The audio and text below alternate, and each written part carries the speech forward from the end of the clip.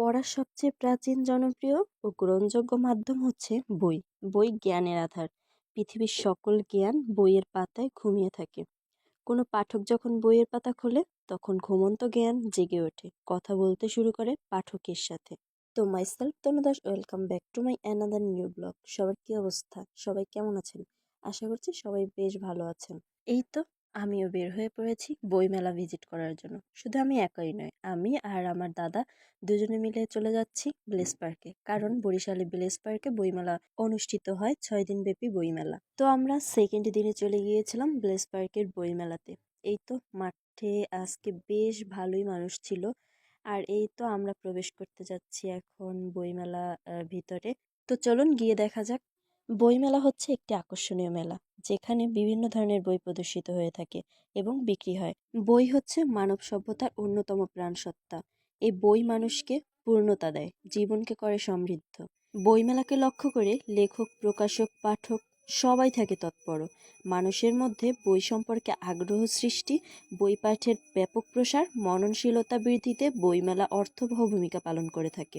বইমেলার উৎসবে যোগ দিয়ে পাঠক পরিচিত হন নিত্য নতুন বইয়ের সঙ্গে। বিচিত্র লেখকের বিচিত্র বিষয়ের উন্নত মানের বই মন কেড়ে নেয় পাঠকদের।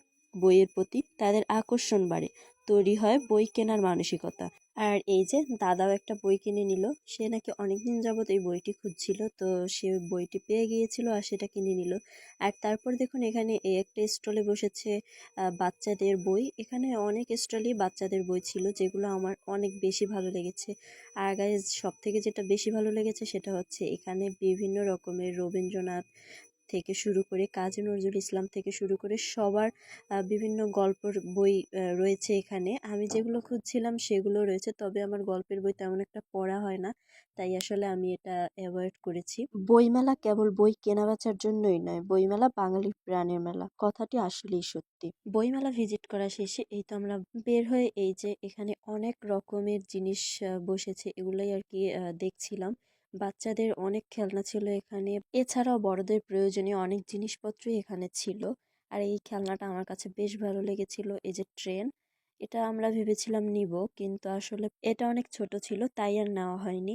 তো যাই হোক, এই যে ঘুরে ঘুরে একটু দেখছিলাম, দেন চলে আসলাম খাওয়ার জন্য। ঘুরতে এসেছি আর খাবো না, সেটা কি কখনো হয় নাকি? এই তো ডিমের পিঠা বানানো হচ্ছিল, এটা আমি ফার্স্ট টাইম ট্রাই করলাম। দাদা বলছিল অনেক টেস্টি, তাই আর কি ভাবলাম যে খেয়েই দেখি কেমন হয়। আর লোকটা কিভাবে বানাচ্ছিল, আমার কাছে এই বানানোর সিস্টেমটা অনেক বেশি ভালো লেগেছিল। এটা কিভাবে বানালো, এটা আমি আপনাদের সাথে কোনো ব্লগে বা রিলসের মাধ্যমে শেয়ার করব। এখন এটার টেস্ট সম্পর্কে বলি। এটার টেস্ট তেমন বেশি ভালো ছিল না, মোটামুটি ছিল।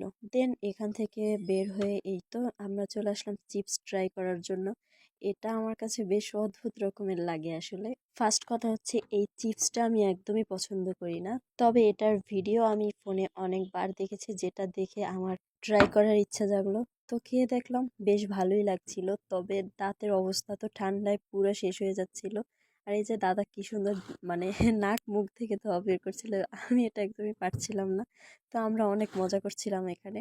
দেন বের হয়ে চলে গেলাম স্বপ্নতে, এখানে টুকটাক কেনাকাটা করার জন্য। কেনাকাটার থেকেও এখানে ঘুরতে আমার অনেক বেশি ভালো লাগে গাইস। এই যে বিশেষ করে এই খাবারগুলো দেখতে, এই আইটেমগুলো নতুন অ্যাড করা হয়েছে। এটা আপনাদের কাছে কেমন লেগেছে অবশ্যই কিন্তু কমেন্টস করে বলবেন। আমার কাছে কিন্তু অসম্ভব ভালো লেগেছে। আর দেখুন এখানে কত রকমের মাছ রয়েছে, আমার তো ইচ্ছা করছিল আমি পুরো মার্কেটটা তুলে নিয়ে আসি, বাট সেটা তো আর সম্ভব না। আর হ্যাঁ গাইস, এখানে কিন্তু ভিডিও করতে একদমই দেয় না, এটা আমি জাস্ট চুরি করে ভিডিও করেছি বলা চলে। তো ঘোরাফেরা শেষ করে এই তো বাসার উদ্দেশ্যে রওনা দিলাম। তো আজকের ভিডিওটি আমার এই পর্যন্তই, দেখা হবে অন্য কোনো ব্লগে। ততক্ষণ সবাই ভালো থাকবেন, সুস্থ থাকবেন। Thanks for watching. আর যদি ভালো লেগে থাকে তাহলে অবশ্যই do like, comment and share and subscribe my channel. Bye bye.